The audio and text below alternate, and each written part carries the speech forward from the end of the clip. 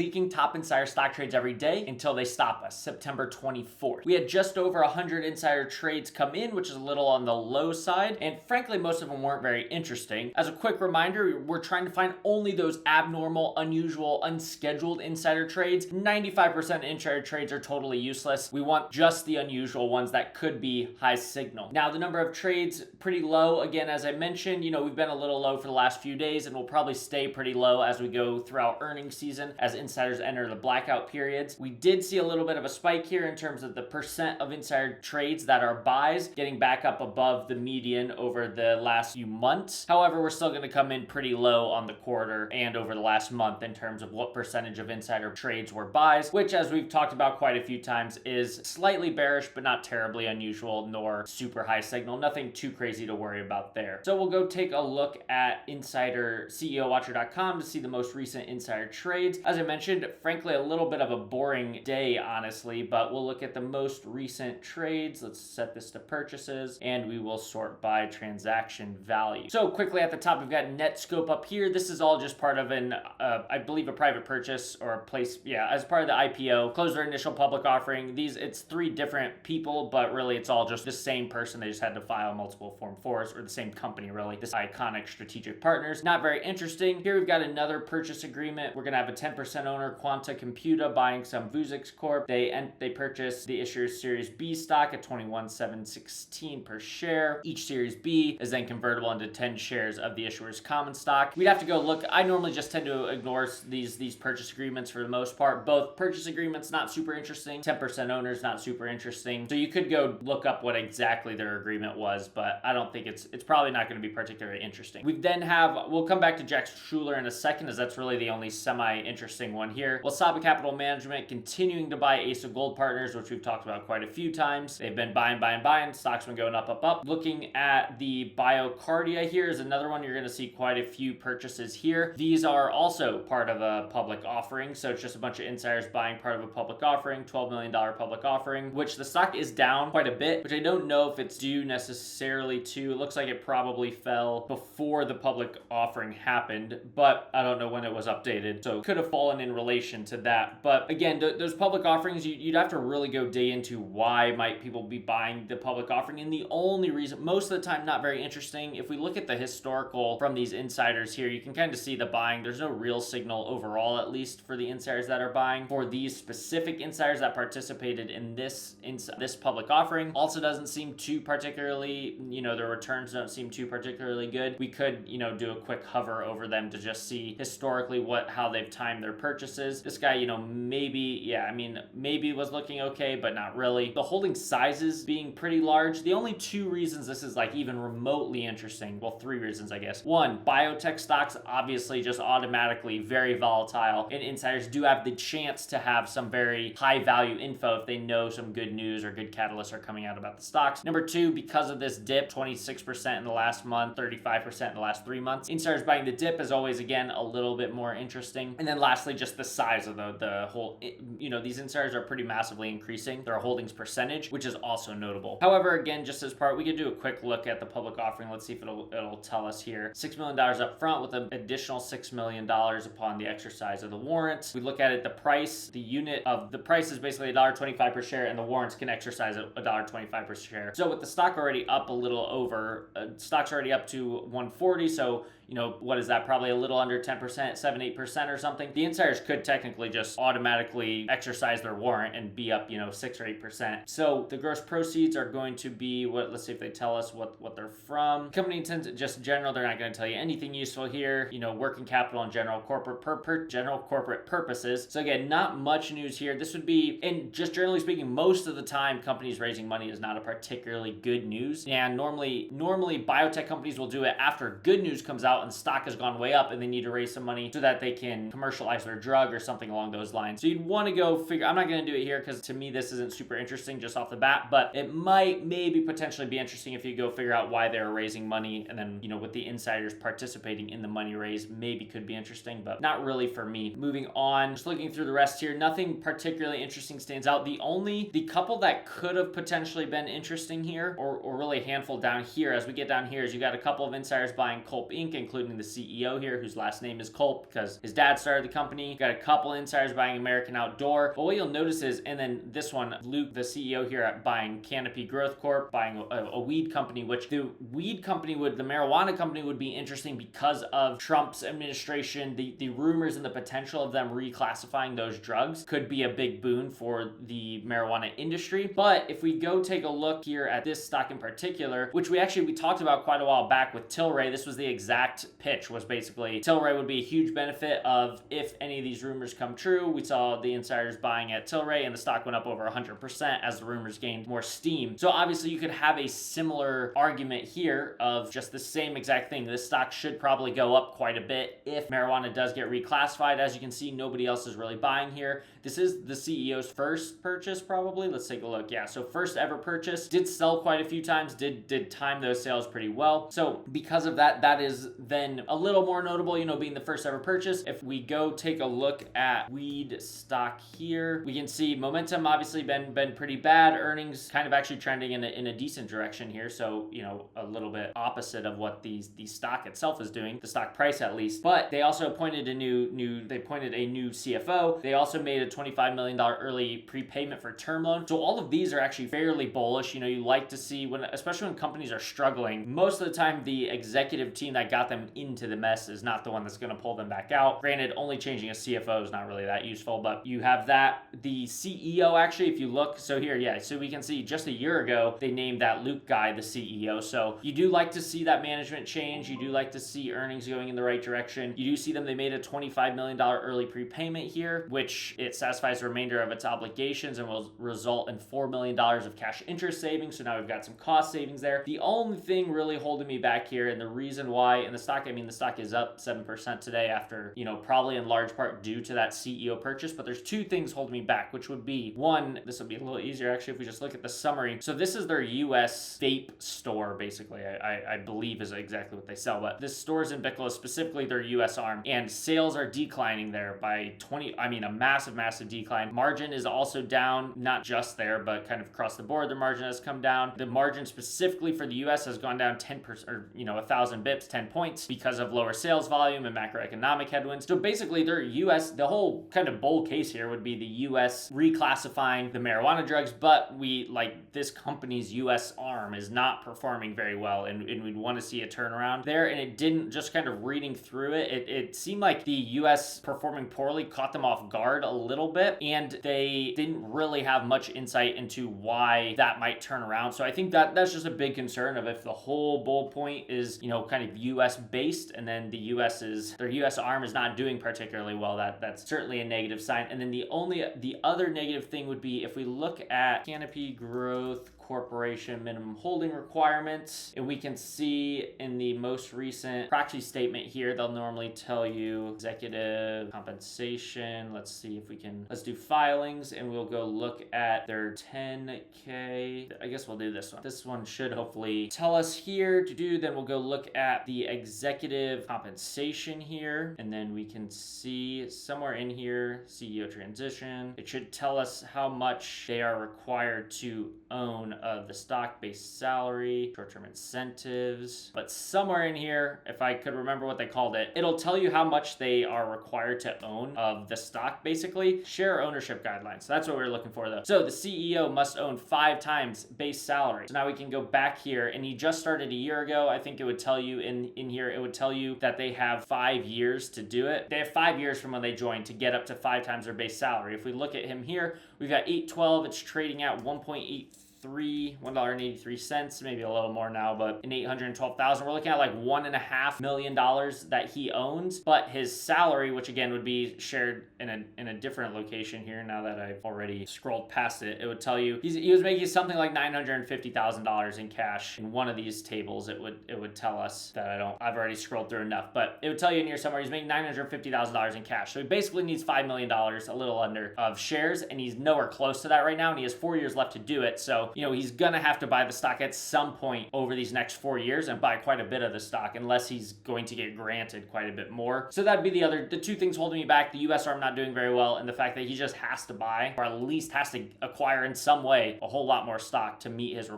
ownership guidelines. He's nowhere close to that yet. So those two things kind of hold me off there. Other than that, though, the purchase itself, paired with them paying off debt early and some of those other things and the fact it's just a cannabis company makes it pretty interesting.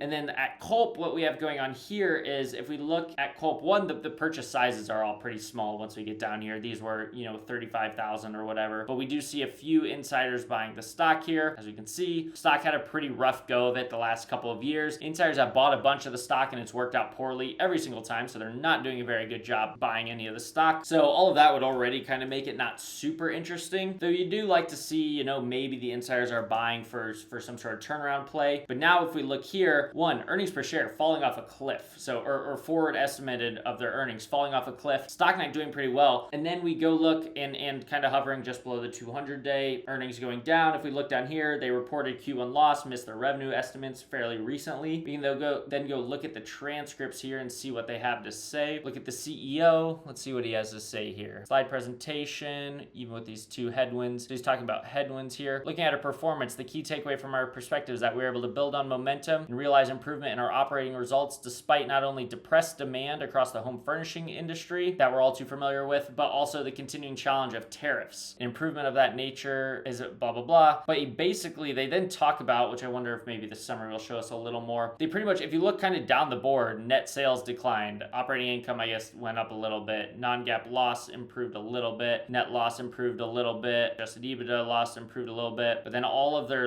sales are down. So they've done a decent job for what they can do in terms of some of their margins and gross profit and stuff. They've been able to improve those a little bit, but all their top line stuff are declining quite a bit.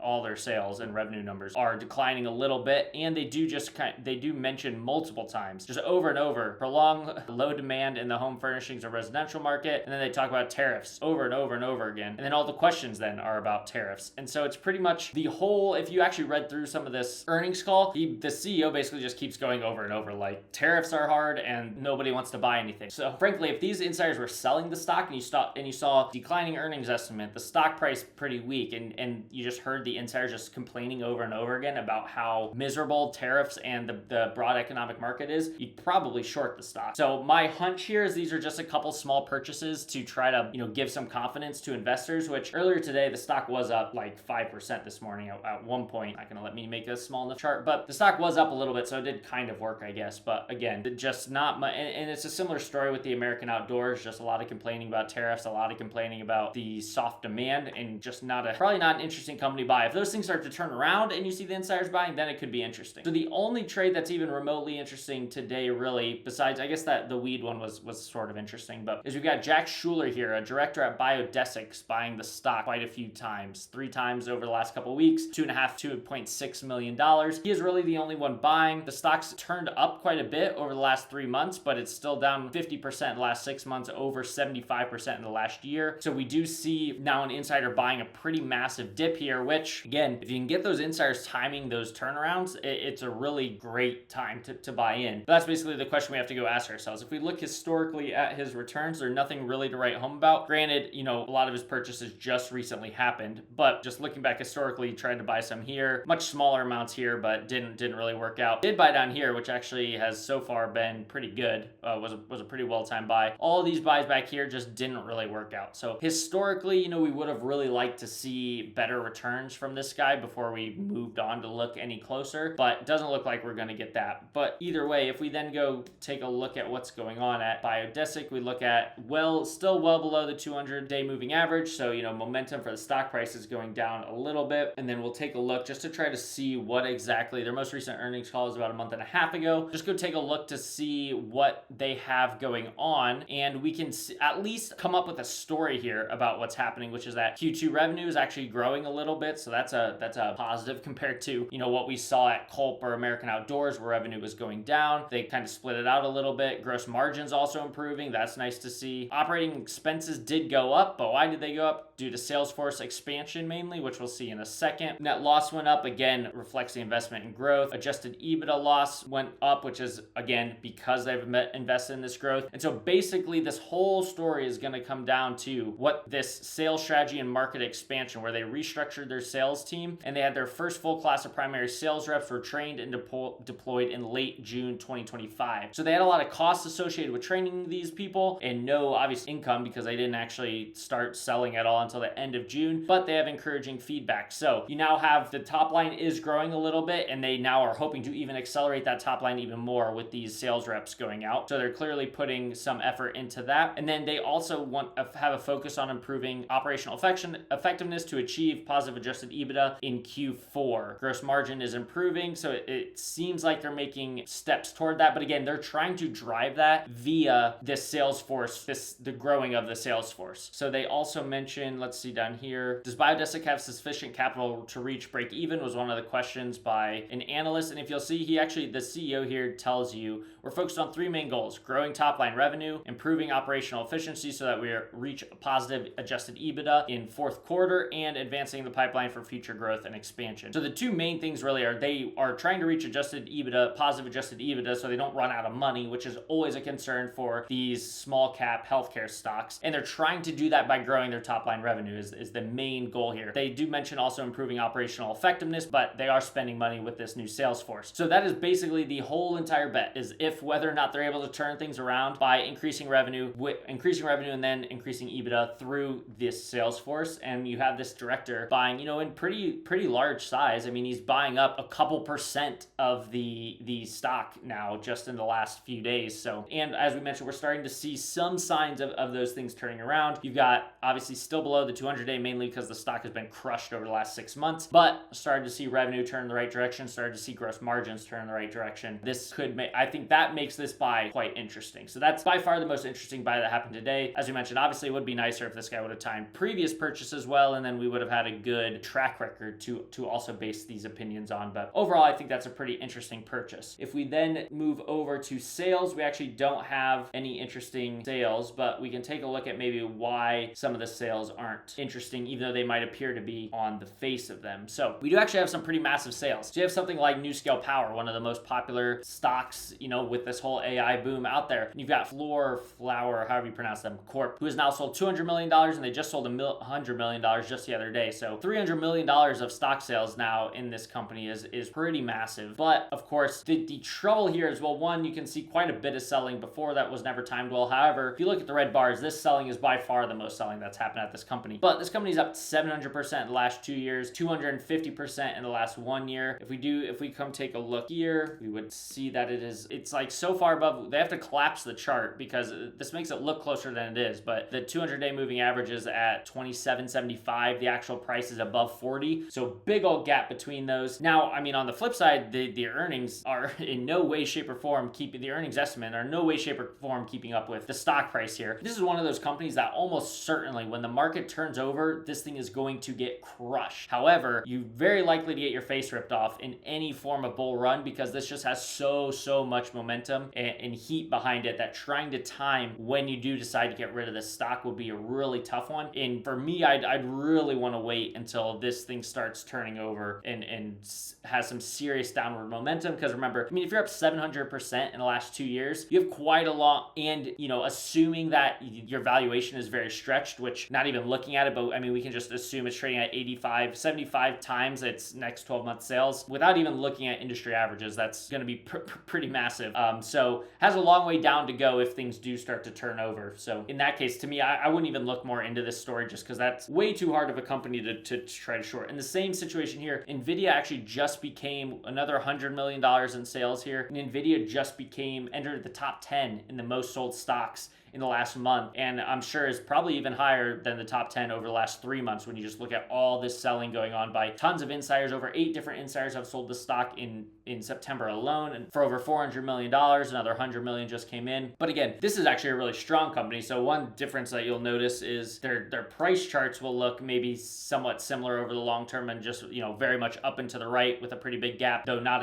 nearly as big here, but a pretty big gap between the 200-day and the price. But look at the earnings chart. The earnings estimates going forward have just flown up. So it's actually a really strong company. And even if we look at like EV sales under 20, it's nowhere close to what the NuScale Power Corp. So here you actually have a very strong company from a financial standpoint right now, that with increasing earnings that match the increasing stock price. And obviously it's still in a very hot industry, just an even harder one probably to try to time if you were interested in selling or shorting. Then CoreWeave, we've got Magnetar Financial selling another, I don't know, hundreds of millions of dollars of the stock here, $500 million plus in the post-IPO lockup. So continuing to see selling after that lockup, which again was expected, though probably reaching about the maximum of what people would have thought. Arista Networks, we've seen a little bit of selling, all 10b5-1 plans, but this guy just increased, this Charles person just increased his sales by quite a bit, and you can see some pretty massive sales. The CEO has sold over $1 billion recently. Is by far, if we scale out here a little bit, in Q3 closing in on $1 billion in sales, which is 5x more than the next highest quarter, and the stock price is at its highest. Again, very, very hard company to try to time a sale or a short, because it's just a good company, but it's in such a hot industry and such a hot stock that just really hard to try to time that one. But besides that, there wasn't really much going on. I mean, we continue to see the CFO at Interactive Brokers sell stock, more insiders at Nvidia sell stock. Kind of interesting here that you see the chief accounting officer at Synopsys selling the stock after the very slight rebound here after the stock fell off a cliff, where we did actually see